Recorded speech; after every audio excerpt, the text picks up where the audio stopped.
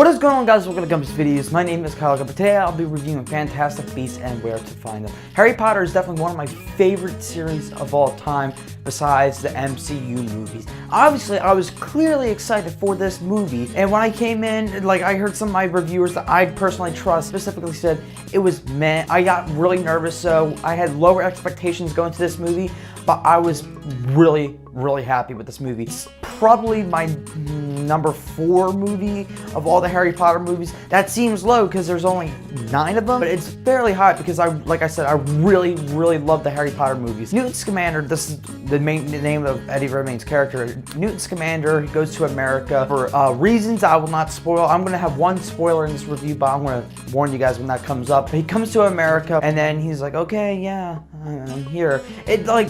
I can't really explain the beginning because it was so slow. If I had to nitpick the crap out of this movie, that's that. Then he finally meets the No-Maj, I think that's how you say, the No-Maj, which is a Muggle, which is a no-magic. And I was actually really excited to see this taking place in America because I wanted to see how different this was. The rules are pretty different. It was very American-like in the 20s. The war, segregation, there was segregation involved. So much going on. They were just splashing you with new mythology for America and how British, Great Britain, the United Kingdom does different things than America. I'm just rambling at this point. I'm sorry, guys. But the No-Maj, I was really mad with him on the commercials. I'm like, oh, he's gonna be there. He was probably my favorite character out of this entire movie. That's hard to believe. I was invested in his character the most, even with Eddie Redmayne, or aka Newt Scamander. But he was funny. He was so relatable.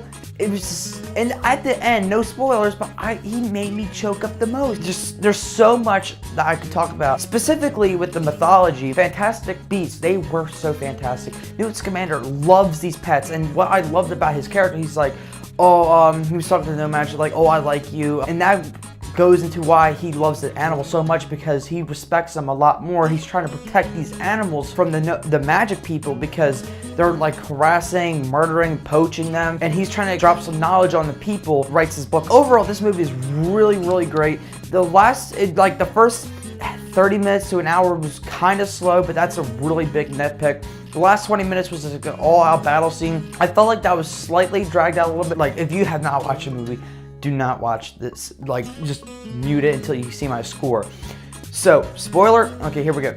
Colin Firth's character, he ends up actually being the Dark Lord. In the 20s, they mentioned briefly in the Harry Potter movies that there was this horrible, mobster dude who was just murdering people. It was the first serial killer. He's the baddest dude since Voldemort. Well, before Voldemort. He's the Voldemort of this series. And he just gets his mask ripped off and shit like that, and it was actually Johnny Depp. And Johnny Depp is playing the villain of the series. And, okay, spoiler off. So I'm really excited to see that happen. So that makes sense how this is going to actually come into a 5-movie deal. I'm really excited to see the future. I'm going to give this movie 4 out of 5 stars. Thank you guys for watching. I have a Twitter, Instagram, Gumps_videos. Go follow me there for the latest news and updates on my channel. Thank you guys for watching. Please subscribe and all that crap later in the bag.